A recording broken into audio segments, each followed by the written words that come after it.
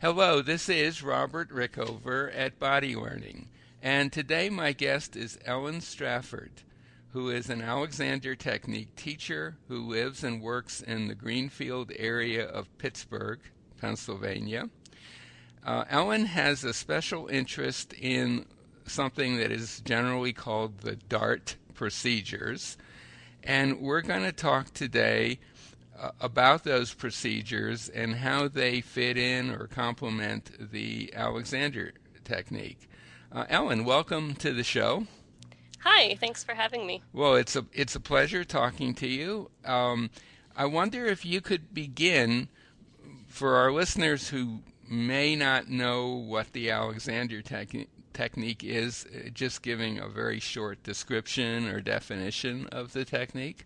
Sure. The Alexander technique is a skill that you learn, and it's a system of physical and postural re-education. So it focuses on making the student aware of their habits and then giving them the tools to change those habits for the better, to give an increased sense of lightness, ease, or efficiency of movement. Okay, and the the DART procedures, the little I know about them is that they were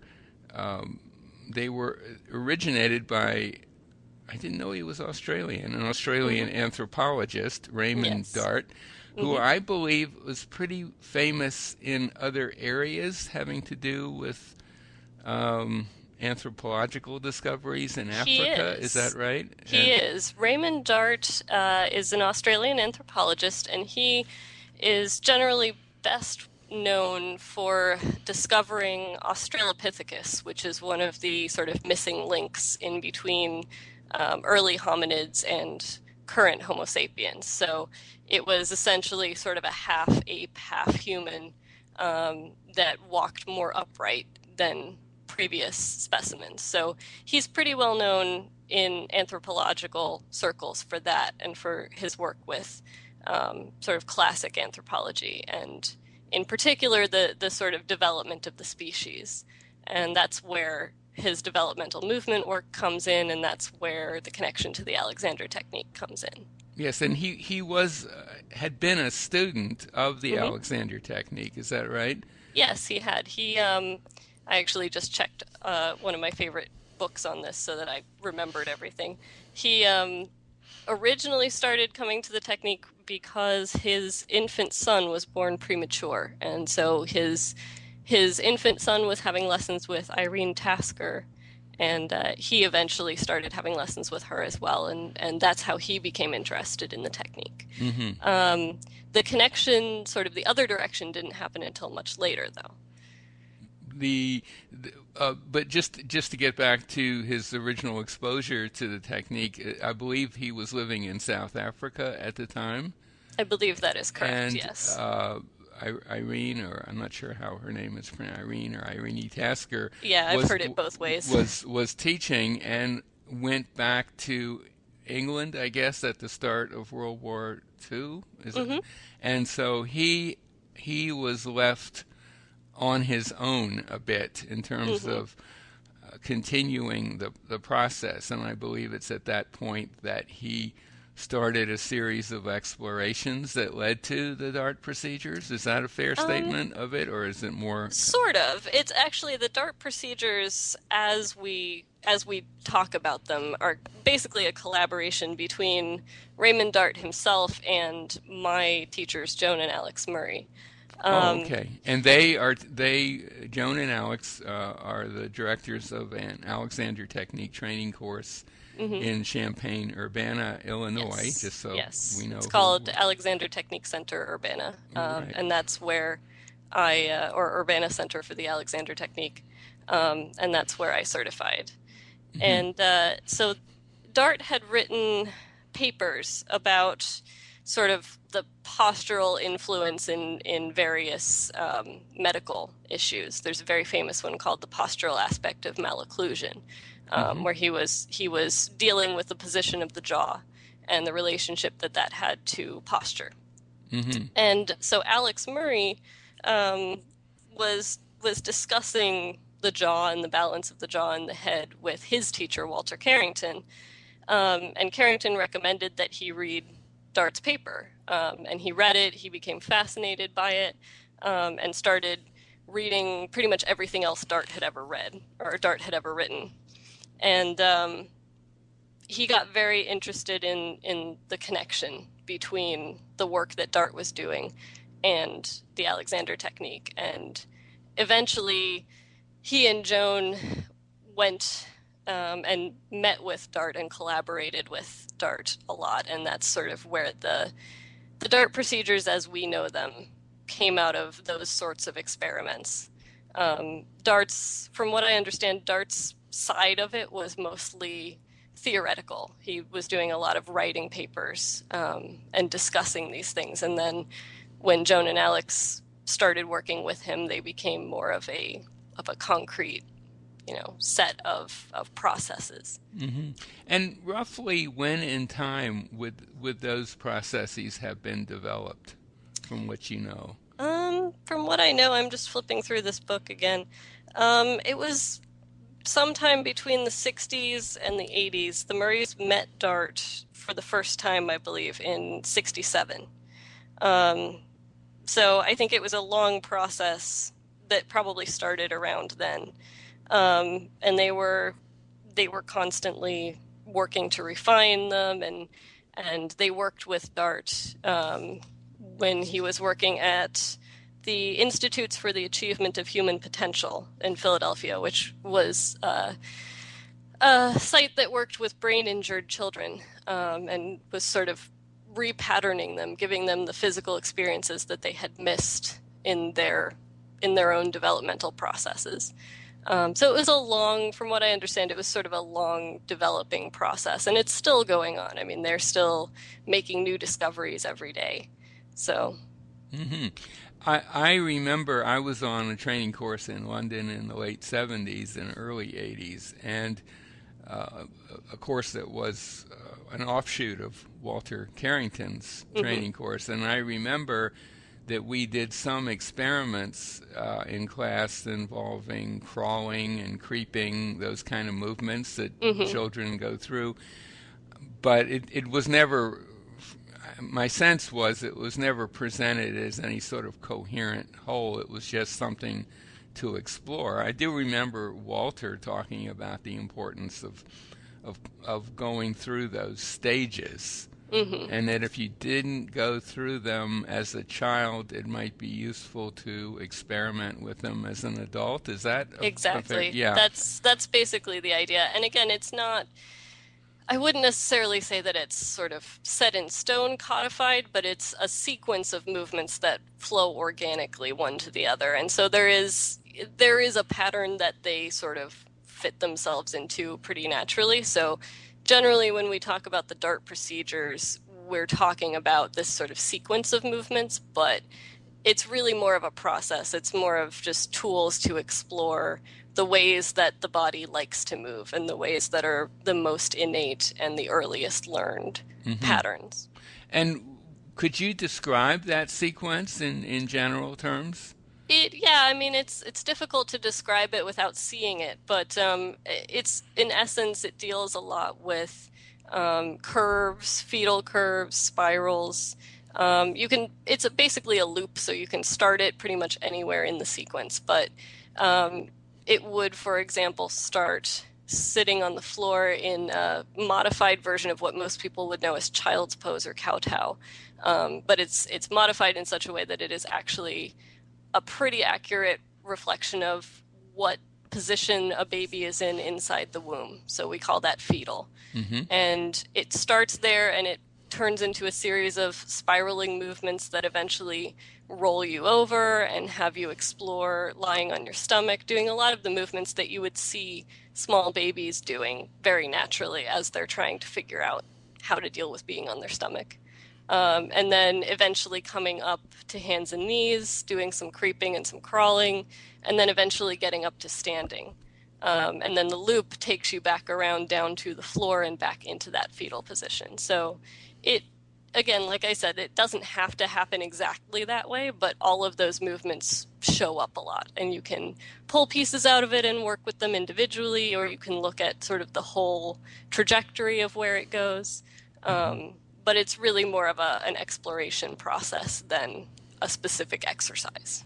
And would it be fair to say that if you as an adult have for some reason didn't go through that sequence Mhm. as a baby, that there's a benefit from doing it that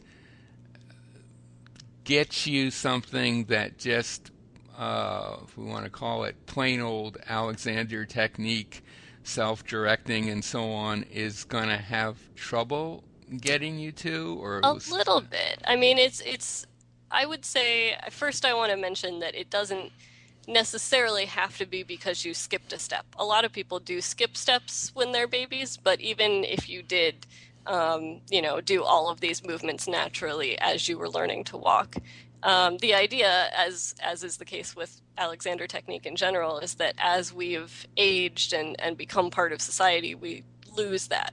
And we develop habits and we sort of place more things on top of it. So even somebody who would have gone through all of this as a child can definitely get a benefit from exploring them as an adult. And the interesting thing I've found is that generally the first few times people do it, it's actually surprisingly uncomfortable.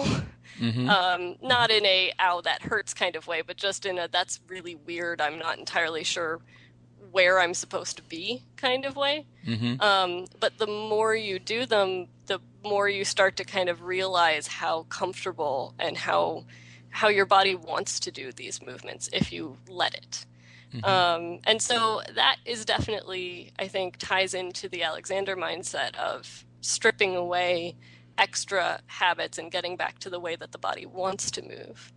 But there is also the side of the DART procedures that the Murrays have started to incorporate into the Alexander work. So in the middle of a chair turn, you'll be exploring a lot of these same ideas. And that's really more what the connection between the two of them shows very powerfully in there.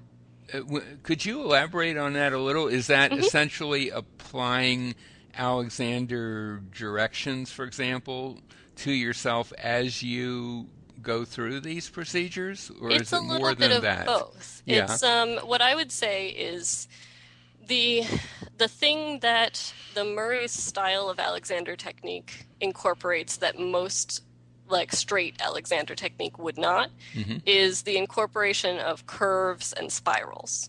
Mm-hmm. So you might be sitting in the chair and I'll be giving you a chair turn and I will take you into a fetal curve. I'll have you look down and start to roll down over your knees.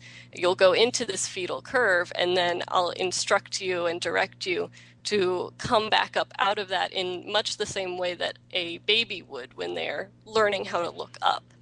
And so they incorporate a lot of these curves and spirals into the work itself, which I think does go a long way towards particularly helping students who might be a little bit stuck in a certain pattern to get out of it.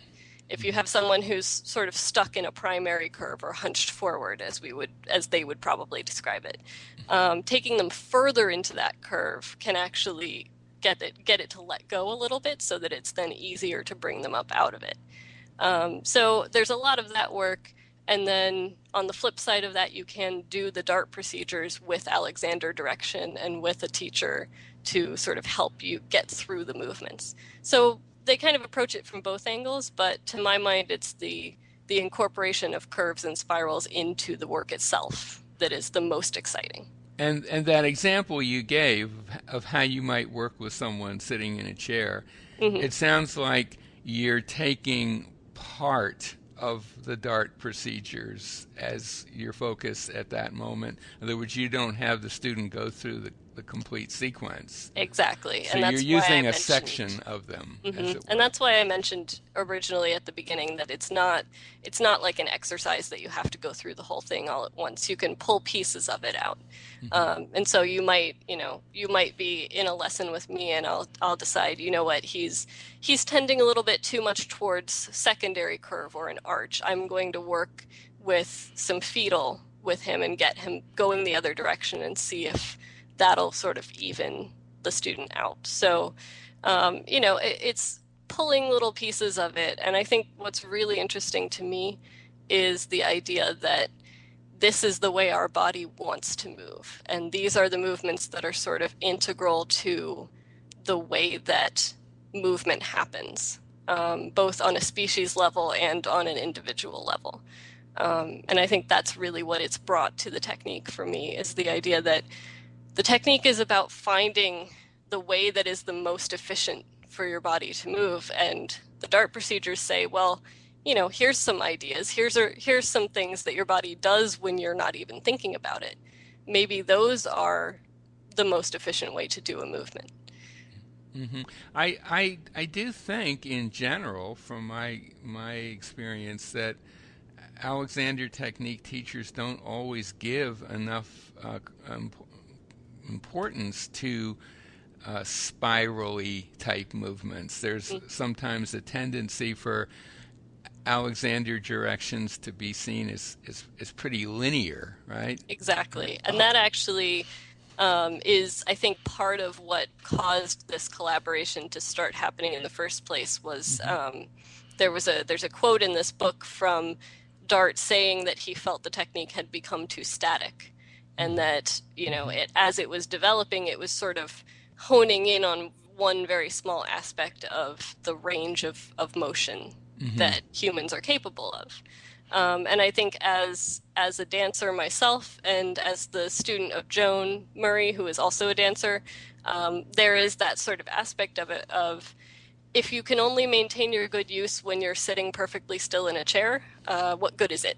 You have to be able to maintain it through any motion that you might want to do. And one Hmm. of the really exciting things for a dancer is to take a very complicated dance move and say, all right, where are the curves? Where are the spirals? Where are these building blocks? And how do I enhance them? How do I focus on the spiral in this movement to carry me through it? So that's very exciting. And we can kind of, you know, extrapolate that to daily movements as well. The dance example is easier to see, I think, because it's bigger and more exaggerated. But you can see the same thing in, a person working in a factory who twists both directions in the thing that they're doing. That's a series of spirals. So, any movement that you do, you can generally sort of break it down and identify where those curves are, where those spirals are. And I think that's a really important thing to incorporate into the Alexander work.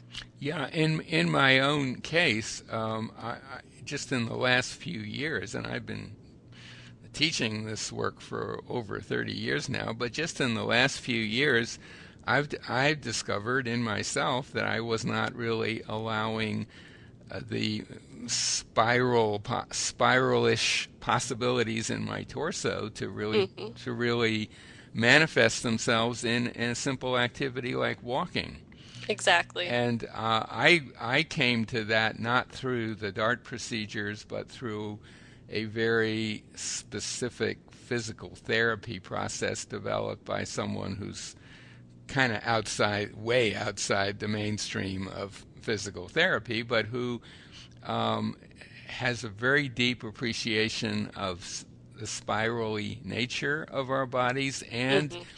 interestingly enough, the inherent asymmetries in our body, that our torso is not at all symmetrical, Hmm. even though it sort of looks that way Hmm. because organs are placed Organs on are in one different side or places. another, and even the diaphragm is our diaphragms are asymmetrical, Hmm.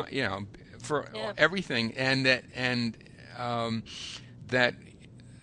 that bringing an awareness of that and what those asymmetries tend to do, and how Hmm. you can, because you can't really change the asymmetrical structure. You're not going to Right, move the but you can heart, become aware of it. and And you can make some changes in how you direct yourself. Or hmm. he wouldn't use that term, but Right, basically how you direct yourself to, in a sense, make the best of those asymmetries, or in ordinary motion. And for me, exactly. walking has been crucial. But well, that's very interesting. So, I mean, and of course, the fact is that most of our musculature is spirally in nature, right? Exactly. And actually, one of my favorite um, developmental movement things to talk about, it's not as specific to the DART procedures, but it's just sort of the developmental movement idea in general. One of the things that DART you used to inform his procedures is the idea of species evolution, as well as the individual, and looking at other primates and the way that they move and how they are similar and how they are different. Hmm. And Hmm. one of my favorite aspects of that is looking at like a chimpanzee, for example, swinging through the trees. They grasp the branches with their pinky finger first, and they rotate their palms outward to grasp. And that is actually, it's called brachiation, and that is actually a much stronger and more connected way to use your arm, because if you rotate your palm out that way, it immediately connects up all of the spirals all the way through to the shoulder blades and the spine. So even just having that sense of turn your palms outward as opposed to reaching with your thumb and forefinger, which is something we've developed, um, can be really useful in just the way that you interact with yourself and your environment. So I'm just kind of experimenting with that as you were talking. So really, you're saying take advantage of the spirally, if that's the right word, Hmm. nature of your arm and shoulder muscles, right? Exactly. And you'll Yeah. find Hmm. if you rotate the palm outward Hmm. that you can reach higher without getting the top of the shoulder involved. That, Right. you see a lot of people who reach for something on a high shelf and their whole shoulder girdle goes up to come with them. And the idea is if you reach with the outside of the hand and with the palm facing outward, it rotates the scapula in such a way that it keeps the shoulder released while you're reaching up. So I do that a lot with students who complain of not being able to get their arms up over their head, because that's a really interesting use of this quality that we have, and this connection that we have back to, the earlier hominids. And it we can still do it. We've just lost it. I think, you can argue for days about why we might have lost it. But the important thing is to take a look back.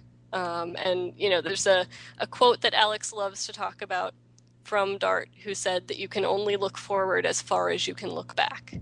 Hmm. And so that's really what we're doing, is we're looking back and seeing how far back can we go. Hmm. You know. Hmm. Oh, I had never made that connection. That's very interesting. Where is there anything else that you would specifically, excuse me, like to mention before we come to an end? Just one thing. I mean, I know I've been talking about this book that I'm flipping through, and I wanted to let the listeners know, because I feel like this book that I have is a really great introduction to the DART procedures Hmm. and gives a very clear sense of how they connect to everything else. And it comes with a DVD, so it has a lot of images and videos, and you can really see what's going on. It was written by one of my old dance teachers. It's called Dance and the Alexander Technique, Exploring the Missing Link. And it's by Rebecca Nettlefiel and Luc Vanier. Hmm. And I use it all the time, and not just for dancers, but for anyone who has started working with me on the idea of curves and spirals. So the title is Dance and the Alexander Technique, right? And the subtitle is Exploring the Missing Link. So I know that's available on Amazon, I'm and pretty sure it is, yes. it is because I've got a link to it somewhere on Hmm. my site. Yes, so that book then is not really just for dancers. No, I Hmm. mean, it's approached from a dance perspective. Hmm. It does a very good job of dealing with both modern dance technique and ballet technique. Um, but the things in it can certainly be applicable to everyone. And, as long as you sort of, if you're not a dancer, you kind of read through the parts that are geared for dancers and sort of see where they're going with it. But definitely the uh, the video, the DVD that goes with it is by far, I think, the most efficient way to understand what the DART procedures are. There are actually all throughout the book there are little symbols that say go to the DVD and we'll show you what we're talking about. So I actually, when I read through it the first time, ended up reading it with the DVD menu open in front of me so that, every 3 paragraphs you can click on a link and see a little 10-second video of what they've just explained. So it's a real great way to, these teachers, they teach a class about this in their college professor lives, Hmm. and Hmm. this book is about as close as you can get to that class without actually taking it. Right. So, They both teach dance at different universities, right? They're yes, exactly. um, okay. This was a fascinating conversation. If so, my guest today has been Ellen Strafford, who's an Alexander Technique teacher in the Pittsburgh area. If anything that we've talked about intrigues you, the book that she mentioned, Dance and the Alexander Technique, is easily available on Amazon, or you can order it through your bookstore. And if you live in the Pittsburgh area and want to explore these ideas firsthand, we'll put a link to Ellen's website by the interview, and I'll also put a link to a site that will enable you to learn more about the Alexander technique in general and locate a teacher in your area. And Ellen, yeah. I'd also just like to mention too, even if you don't live in the Pittsburgh area, I try very hard to maintain a blog on my website. So every Friday, I post my thoughts on a specific topic. So So subscribe to Ellen's blog. yeah, so we Right. actually just finished Developmental Movement Month. So going back the past 5 or 6 blogs have all related somehow to this work. So there's a lot more information there. So it's possible to get a lot of information about the DART procedures and their connection with the Alexander technique and practical ways to use them, right? Mm, Online exactly. or with the book or video and so on. Right? Hmm. And of course, if you live in Pittsburgh and you're interested, give Ellen a call. Hey, Yep. thank you so much for being on the show today. Oh, my pleasure. Thank you for offering.